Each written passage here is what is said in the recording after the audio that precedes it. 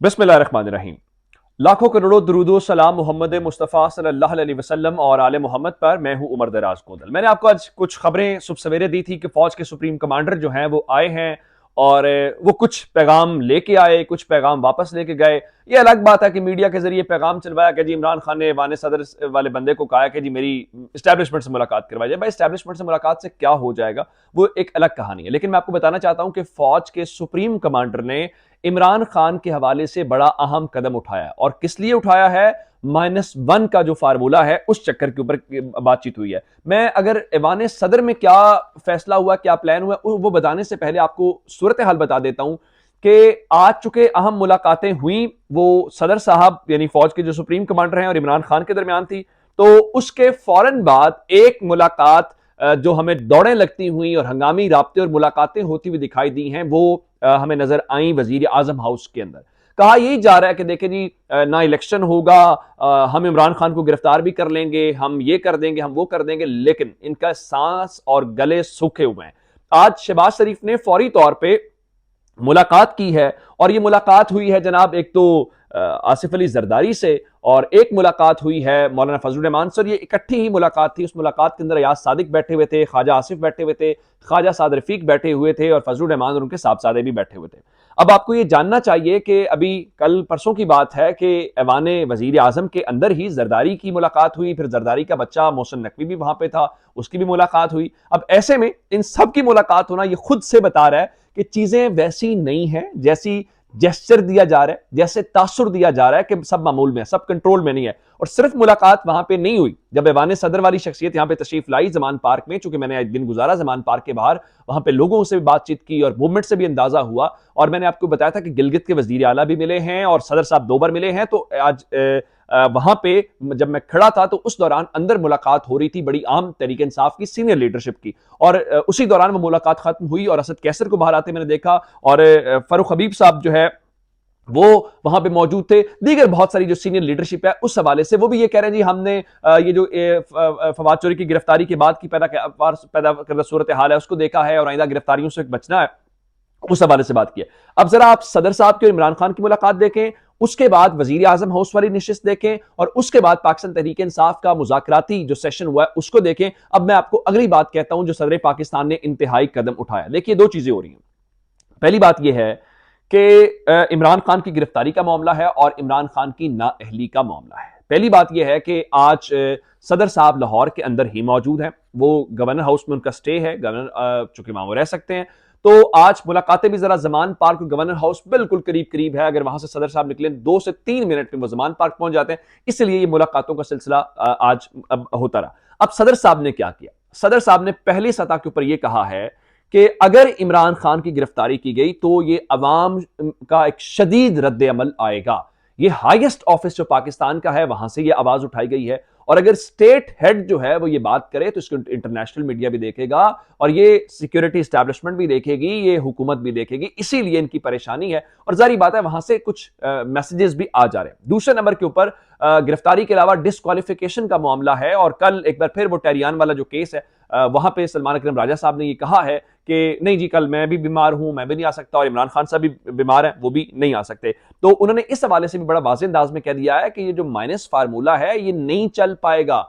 आपने peoples party को भुट्टो साहब को लटका के माइनस नहीं कर सके तो इमरान खान के हवाले से भी ये बहुत गलत होगा। फिर अगली बात जो इलेक्शन के हवाले से उन्होंने की, उन्होंने कहा कि मैंने गवर्नर को भी कहा है कि इलेक्शन टाइम के ऊपर होने चाहिए और इलेक्शन कमीशन ऑफ पाकिस्तान को अपना आईनी रोल प्ले करना चाहिए। लेकिन सदर साहब ने एक और इंकशाफ किया। उनके मुताबिक कुछ शख्सियात या जो कुछ लोग हैं उनकी ख्वाहिश ये है कि वो कॉन्स्टिट्यूशन को एक साइड के ऊपर रख के इंतखाबात करवाना चाहते हैं।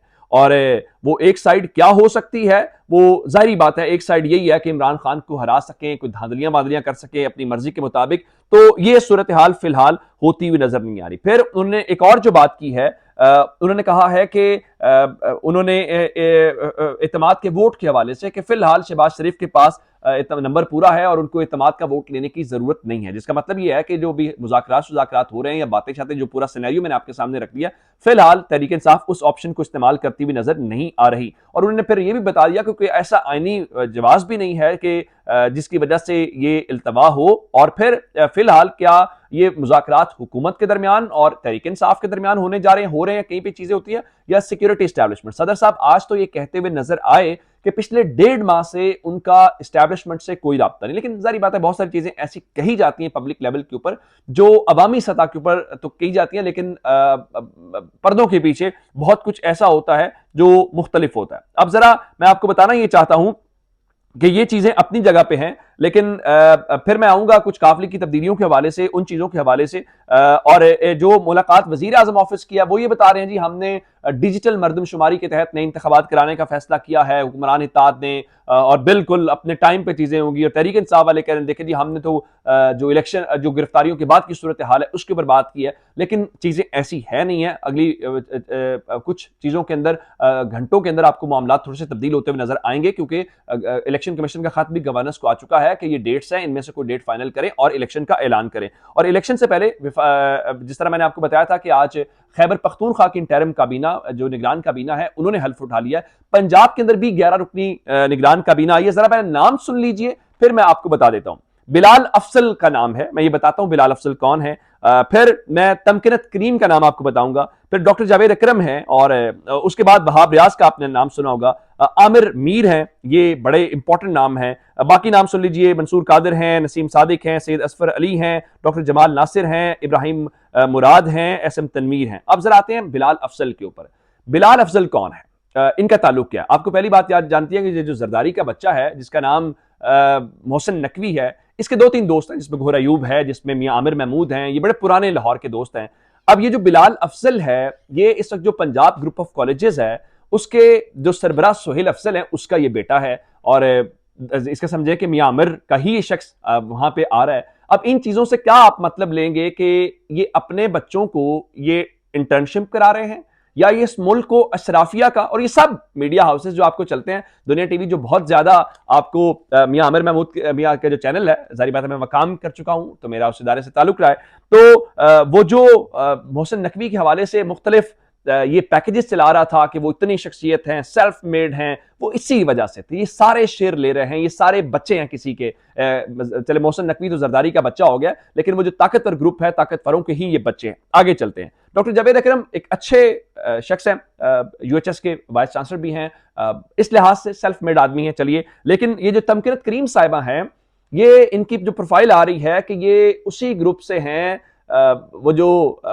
इमरान खान के खिलाफ वो नीला पीला चैनल जो करता है, प्रोपेगेंडा करता है, फिर ये नजम सेठी शो से भी रही, और इस तरह से। अब इनका क्या वजह है? अब सबसे इंटरेस्टिंग हामिद मीर के भाई का काबीना के अंदर शामिल होना। आमिर मीर साहब जो हैं वो जाहिरन तो जर्नलिस्ट हैं, लेकिन आमिर मीर साहब जो हैं वो हामिद मीर के भाई हैं। अब जरा मोहसिन नकवी का और हामिद मीर का आप ताल्लुक देख लीजिएगा, आपको उससे अंदाजा हो जाएगा कि ये क्या चीज है। इससे आपको अंदाजा होता है कि इस मुल्क के अंदर ये सारे के सारे, ये जजेस, ये जर्नल, ये जर्नलिस्ट, एक हद के बाद ये अशराफिया के मफादात होते हैं, और ये मफादात एक दूसरे का तहफ़्फ़ुज़ करते हैं। ये आम आदमी, गरीब पाकिस्तानी के ऊपर हमें सिर्फ और सिर्फ कभी इस चीज में घुमा देते हैं, कभी उस चीज के अंदर घुमा देते हैं। यानी आपको कैसे घुमाएंगे? अब मुझे ये बताइए, ये किस मुंह से ये तनकीद करेंगे निगरान हुकूमत के ऊपर, उसकी शफाफियत के ऊपर? तो इसका मतलब ये है कि वही मीडिया है जो आपको बेवकूफ बनाता है, मुझे बेवकूफ बनाता है, और ये हमें बेवकूफ समझते हैं, लेकिन इनको ये अंदाजा है कि वो वक्त गुजर गया है, अब इनकी मुनापली नहीं चलेगी इस मुल्क के अंदर।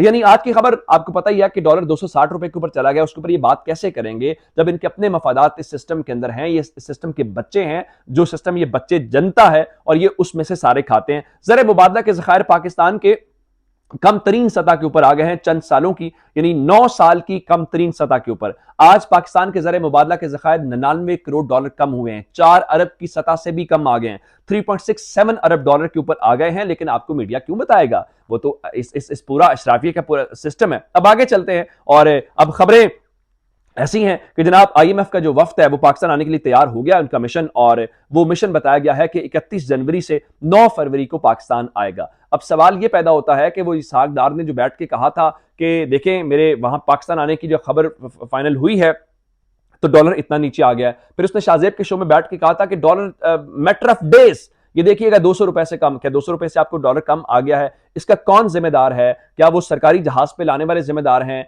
क्या वो जिम्मेदार हैं जो हमें कहते थे कि देखें नई हुकूमत आई है तो स्टेबिलिटी आ गई है, डॉलर नीचे आ गया, स्टॉक मार्केट चली गई है? ये कौम को दिखाना पड़ेगा इससे। और फिर खबरें आ रही हैं जी, वो कुछ वीलॉगर्स को उठाना चाहते हैं लाहौर के, मेरे दोस्त हैं, वो मुझे कॉल्स कर रहे थे, मखदूम साहब की मुझे कॉल आई, वो कह रहे थे जी मुहतात रहिएगा। फिर आज मुकद्दस अवान जो है उन्होंने मुझे वहां पे ट्विटर के ऊपर लिखा कि हम सेल्फी बनवाने से पहले आप चुके हैं। ठीक है, अगर हमें गिरफ्तार करने से, हमें उठा लेने से इकॉनमी बेहतर होती है, पाकिस्तान के फॉरेन रिजर्व्स बेहतर होते हैं, तो इस वतन के ऊपर, इस मुल्क के ऊपर हमारी जान कुर्बान, हमारा तन मन धन कुर्बान, हम इस मुल्क की मट्टी के कर्जदार हैं। अगर हमारे कुछ होने से कर्ज इसका अदा होता है तो बड़ी सादत होगी। इस पाकिस्तान पे हमारा सब कुछ कुर्बान। जाते जाते खबर जरूर आपको दूंगा, वो काफ लीग से मुतालिक चौधरी परवेज का एक बयान है, वो बड़ा सर्कुलेट कर रहा है, लेकिन इमरान खान कहते हैं कि कभी कभी इत्तेहादियों की बातों को वेल लेफ्ट करना चाहिए। मेरे ख्याल पीटीआई उसके ऊपर इतना नहीं जाएगी। फवाद चौधरी से मुतालिक जो है उनका पहले भी इख्तलाफ है, इख्तलाफात होते हैं,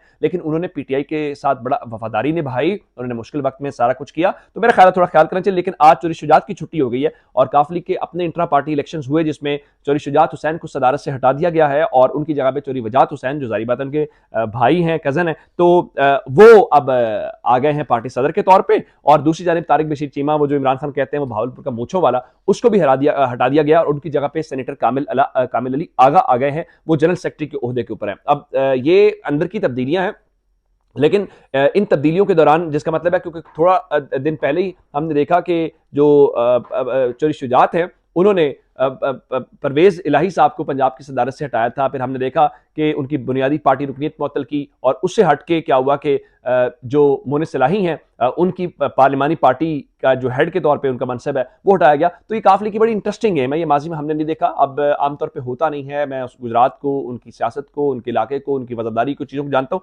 ये एक बुरा इम्पैक्ट है, लेकिन फिर सालिक ने और तारिक बशीर चीमा ने एक प्रेस कॉन्फ्रेंस भी की, ये बताने की कोशिश की कि शुजात हुसैनी पार्टी के सदर है। लेकिन बहरहाल ये मामला थोड़ा मुतनाज़ा हो गया। देखिए इलेक्शन कमीशन ने भी फैसला महफूज किया, वो कब सुनाते हैं, उन्होंने वहां पर दरखास्त भी की थी। ये अब कुछ दिनों में मामला अभी चलेगा, लेकिन फिलहाल असल वो गेम ज़मान पार्क, ऐवान सदर और वज़ीर आज़म हाउस की है। अपना बहुत सारा ख्याल रखिएगा। खुदा हाफिज़।